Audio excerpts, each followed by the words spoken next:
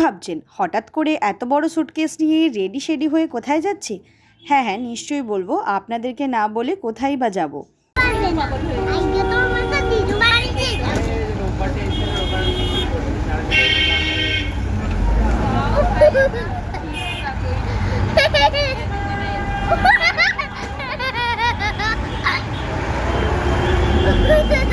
দেখতেই তো পেলেন মাম্মাম বাসে উঠে কতটা হ্যাপি রয়েছে, আর ও তো বলেই দিল যে আমরা কোথায় যাচ্ছি। যাই হোক, তাও আমি আরেকবার আপনাদেরকে বলে দিই, আমি যাচ্ছি আমার বাবার বাড়ি, মানে আমার মাম্মামের মামুর বাড়ি। কেন যাচ্ছি, কি কারণে যাচ্ছি, সবটাই আপনাদের সাথে এই ভিডিওতে শেয়ার করব। তার জন্য তো পুরো ভিডিওটা দেখতেই হবে। তো হ্যালো এভরিওয়ান, আমি আপনাদের পূজা, তীর্পু ক্রিয়েশনের নতুন একটি ভিডিওতে আপনাদের সকলকে ওয়েলকাম। প্রথমেই তো দেখতে পেলেন বাড়ির থেকে বেরিয়েই কিন্তু আমরা বাস ধরে নিয়েছিলাম উল্টোডাঙা থেকে। তো বাস ধরেই চলে এসেছিলাম হাওড়া স্টেশনে। হাওড়া ব্রিজ তো আপনাদেরকে ভিডিওতেই দেখালাম। তারপরেই কিন্তু আমরা ট্রেনে উঠে পড়ি। ট্রেন টাইম ছিল আমাদের 4:45, হাওড়া বর্ধমান লোকাল। তারপরেই কিন্তু ট্রেনে আমি কোনো ভিডিও করিনি। এই দেখুন, আমরা কিন্তু মগরা নেবে ম্যাজিকে উঠেও পড়েছি, যেহেতু আমার বাড়ি মহানাদে। তো এখানে মগরা টু মহানাদ ম্যাজিক কারেই যায়, তো সেখানেই উঠে পড়েছি। আর এতটা পরিমাণে গরম ছিল সেটা তো আমাকে দেখে আপনারা বুঝতেই পারছেন, এটা আর আলাদা করে বলার কিছু নেই। এখানে আমরা ওয়েট করছিলাম কখন ম্যাজিক গাড়ি ছাড়ার টাইম হবে, তারপরে কিন্তু ম্যাজিক ছেড়েও দেয়। আর আপনারা কারা কারা মগরা কিংবা মহানাদ থেকে আমার ভিডিও দেখেন একটু কমেন্ট করবেন। আর আপনাদের মনে প্রশ্ন আসতেই পারে যে আমি হঠাৎ করে বাবার বাড়ি কেন যাচ্ছি বা কী কারণে যাচ্ছি। হ্যাঁ, সবটাই আপনাদের বলবো, তবে ভিডিও দেখতে দেখতে আপনারা বুঝতে পারবেন কেন যাচ্ছি। তারপরেই দেখুন ম্যাজিক থেকে মহানাদে নেবে আমরা কিন্তু এই মিষ্টির দোকানে চলে এসে কিছু মিষ্টি নিয়ে টোটো ধরে নিয়েছি বাড়ি যাবার জন্য। দেন কিন্তু আমরা দেখুন টোটোর থেকে নেমে পড়েছি। এই যে আমাদের বাড়ি, আপনাদেরকে তো এর আগে অনেক ভিডিওতে দেখিয়েছি। আর এখানে আমাদের নামতে দেখে মাও কিন্তু বেরিয়ে এসে মাম্মামকে আগে কোলে নিয়েছে। আর এই যে দেখতে পাচ্ছেন মাম্মাম ঘরে এসেই চিপস খাচ্ছে। এটা কিন্তু ও বাড়িতে একদম পায় না, বাট মামা বাড়ি বলে কথা, আবদার করবে আর পাবে না, এটা তো হতেই পারে না। তারপরে ওই যে আমরা মিষ্টি এনেছিলাম তার মধ্যে কিন্তু ছিল এই খাজা, যেটা ভীষণ মিষ্টি হয়, বাট খেতে কিন্তু খুব টেস্টি। আমাদের যেহেতু ফিরতে ফিরতে রাত হয়ে গেছিলো, সেই দিনকের আর কোনো ভিডিও নেই। তার পরের দিন দেখুন সকাল সকাল আমি কিন্তু একদম রেডি হয়ে বেরিয়ে পড়েছি। কোথায় যাচ্ছি সেটাই ভাবছেন তো? বলছি আপনারা তো সকলেই জানেন আমাদের মুখ্যমন্ত্রী মমতা বন্দ্যোপাধ্যায় যুবসাথী নামে একটি প্রকল্প বের করেছেন। তো সেইটির জন্যই কিন্তু আমি যাচ্ছি আমাদের বিডিও অফিসে, যেটি রয়েছে আলীনগরে। আমি তো এর আগে অনেক ভিডিওতে আপনাদেরকে বলেছি যে আমার বাড়ি কিন্তু একদম গ্রাম সাইডে।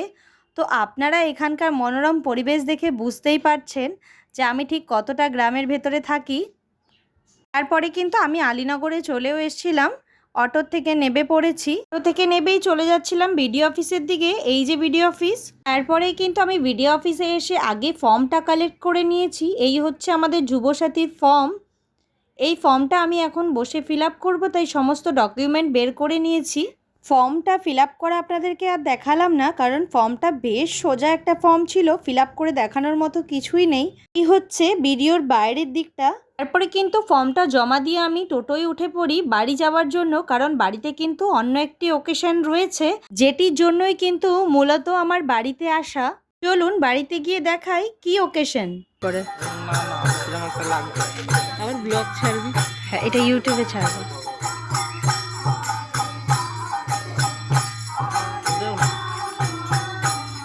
ভিডিওর থেকে এসেই কিন্তু স্নান খাওয়া দাওয়া করে একটা শাড়ি পরে রেডি হয়ে নিয়েছি। ওই যে বললাম বাড়িতে আসা যে কারণে, সেটা হচ্ছে আমাদের বাড়িতে হচ্ছে সবাই শ্রীগুরু ঠাকুরের দীক্ষিত। সেই ঠাকুরেরই কিন্তু বিকেলে ছিল আমাদের মাতৃসঙ্গ। এই কারণে আমার বাড়ি আসা। আর ওই যে আমার পাশে দাঁড়িয়ে রয়েছে আমার পিসিমণি, আমি এসছি আগের দিন রাতে, ও কিন্তু সঙ্ঘের দিন দুপুরে এসছে। ওইদিকে সঙ্গ হোক, চলুন আপনাদেরকে আমাদের গ্রামটা কিছুটা ঘুরে দেখাই। কাল যেহেতু আবার বাড়ি ফিরে যেতে হবে, তো ভাবলাম একটু ঘুরেই দেখে নিই। আমাদের বাড়ির সামনে নাকি যেই দিঘিটা ছিল সেটি নাকি পুরোই শুকিয়ে গেছে।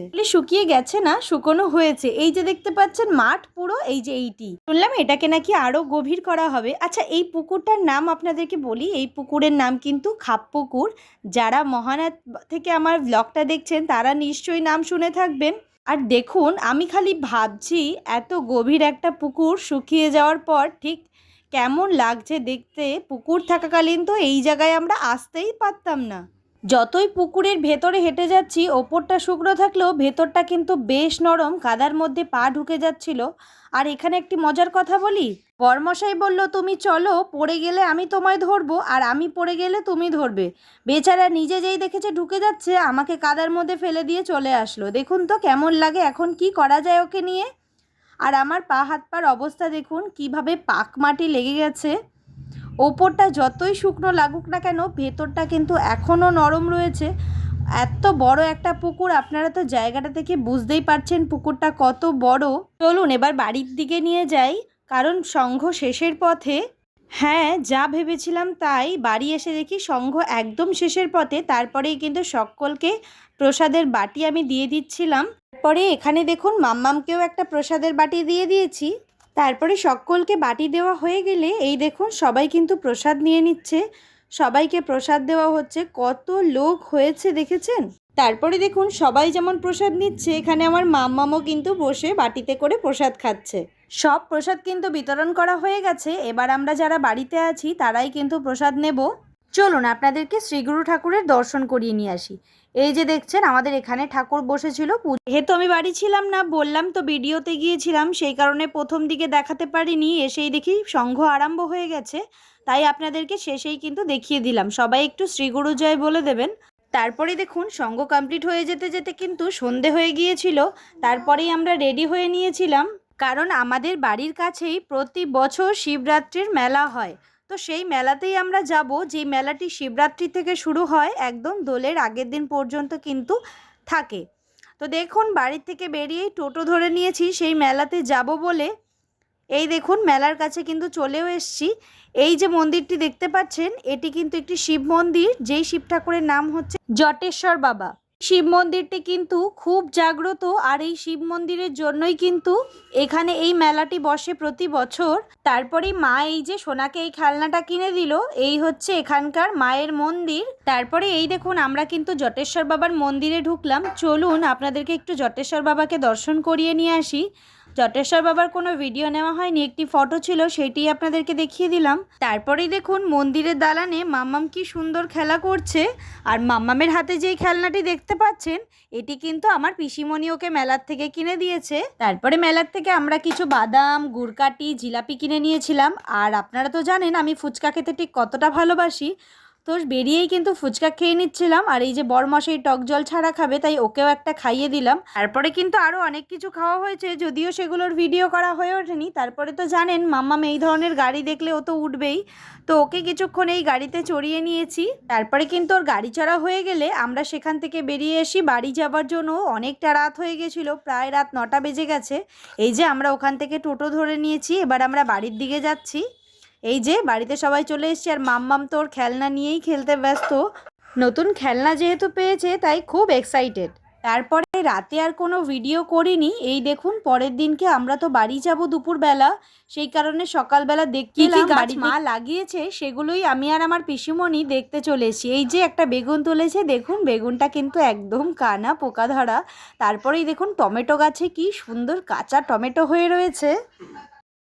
তারপরেই এই সাইডে দেখুন বাঁধাকপি, ফুলকপি লাগানো হয়েছিল, যদিও বা সেগুলো ম্যাক্সিমামটা তুলে খেয়ে নেওয়া হয়েছে। আর এখন যা আছে তা পোকা ধরা। আর এই একটি ফুলকপি আছে যেটি খুব ভালো। আর এই যে এখানে দেখুন গাছে কিন্তু বেগুন হয়েছে, যেই বেগুনটা মোটামুটি খাওয়ার মতো বড় হয়েছে, আমরা তুলে নিচ্ছি সেইটা। দুপুরবেলা ডাল করা হয়েছে, ডালের সাথে কিন্তু ভাজা খাওয়া হবে। তারপরে এখানে কিছু ধনেপাতাও পিসিমণি তুলে নিচ্ছিল। তারপরে এপাশে দেখুন চালে রয়েছে লাউ গাছ, ওই পাশে রয়েছে কিন্তু পেয়ারা গাছ। তারপরেই দেখুন এই যে আমরা দুপুরে খাওয়া দাওয়া করে বেরিয়ে পড়েছি। এই যে আমার ঠাকুমা, আর আমার ঠাকুমাকে কিন্তু পিসিমণি ওর বাড়িতে নিয়ে যাচ্ছে ঘুরতে। আমরা কিন্তু সবাই মিলে বসে রয়েছি ম্যাজিকে, ম্যাজিক ছাড়লেই আমরা যাব। দেখুন আমরা কিন্তু ম্যাজিকে করে চলেও এসেছি মগরা স্টেশনে। স্টেশনটা যারা মগরা স্টেশনে এসছেন তারা তো দেখলেই চিনতে পারবেন। তারপরে কিন্তু আমরা ট্রেনেও উঠে পড়েছিলাম। আমাদের ট্রেন ছিল 31152 ডাউন বর্ধমান শিয়ালদা লোকাল। আজকে ট্রেনটি কিন্তু ছিল বেশ ফাঁকা, এরকম ফাঁকা কিন্তু আগে আমি কখনো এই ট্রেনটিতে পাইনি। তারপরেই এই দেখুন গঙ্গা, আর ছোটোবেলা থেকে এই গঙ্গায় পয়সা ফেলে প্রণাম করাটা কিন্তু ছোটোর থেকেই করে আসছি, সেটা আজকেও করে নিলাম। এটা তোমরা কারা কারা করো একটু কমেন্ট করে জানিয়ে তো। আপনাদেরকে তো আগেই বললাম যে পিসিমণি ঠাম্মাকে নিয়ে ওর বাড়ি যাবে। ওর বাড়ি হচ্ছে সোদপুর আর আমার বাড়ি হচ্ছে বিধাননগর। তো ওরা তো আমার আগেই নামবে, তো ঠাম্মাকে নিয়ে নামছে। আমার মাম্মাম কিন্তু ঠাম্মাকে একদম নামতে দেবে না, শুধু ঠাম্মা কেন কাউকেইও নামতে দেবে না, সবাইকে ও ওর সাথে বাড়ি নিয়ে যাবে বলে বায়না ধরেছে, কিছুতেই তো ছাড়বে না, সে তো নাছোড়বান্দা। তারপরে কিন্তু ওকে অনেক করে বোঝানো হয়েছে, ওকে অনেক বুঝিয়ে সুঝিয়ে ধরে বেঁধে টেনে তারপরেই কিন্তু ওরা নামতে পেরেছিল অ্যাট লাস্ট। তারপরে কিন্তু অনেক বোঝানোর পর এই যে মাম্মাম কিন্তু অ্যাট লাস্ট টাটাটা করেছে, ওরা কিন্তু এবার নেমে যাবে। এই যে এখানে সোদপুর স্টেশন কিন্তু চলে এসছে আর ওরা কিন্তু নেবেও পড়েছে। আর এই যে মাম্মাম দেখুন, ওর কিন্তু মনটা সেদিনকে খুব খারাপ ছিল। আর বাচ্চারা যাকে ভালোবাসে তাদের প্রতি তো এইটুকু আবদার করবেই। তারপরে দেখুন আমরাও কিন্তু ট্রেন থেকে বিধাননগর স্টেশনে নেমে অটো স্ট্যান্ডে এসে অটোতেও উঠে পড়েছি। এবার আমরা যাব বাড়ির দিকে। এই ছিল আমার দুদিনের বাড়ি যাওয়ার ভিডিও। পুরোটাই একটি ভিডিওর মধ্যে শেয়ার করেছি, হয়তো ভিডিওটি বড় হয়ে গেছে। যাই হোক, আশা করব আপনারা পুরো ভিডিওটা দেখে একটি লাইক ও কমেন্ট করবেন।